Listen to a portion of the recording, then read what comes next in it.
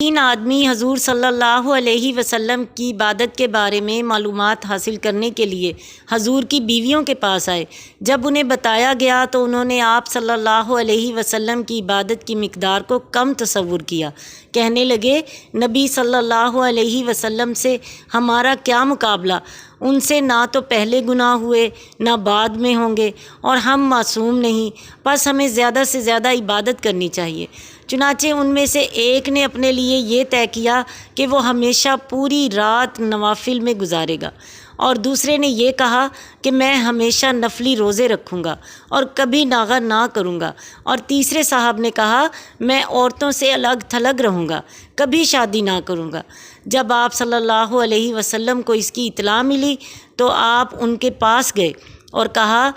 کیا وہ تم ہی لوگ ہو جنہوں نے ایسا ایسا کہا ہے؟ پھر آپ صلی اللہ علیہ وسلم نے فرمایا، بلا شبہ میں تم سے زیادہ اللہ سے ڈرنے والا ہوں اور اس کی نافرمانی سے بچنے والا ہوں، لیکن دیکھو میں نفلی روزے کبھی کبھار رکھتا ہوں، کبھی نہیں رکھتا، اسی طرح میں رات میں نوافل بھی پڑھتا ہوں اور سوتا بھی ہوں، اور دیکھو میں بیویاں بھی رکھتا ہوں، سو تمہارے لیے خیریت میرے طریقے کی پیروی میں ہے، اور جس کی نگاہ میں میری سنت کی وقت نہیں، جو میری سنت سے بے رخی برتے، وہ میرے گروہ میں سے نہیں ہے۔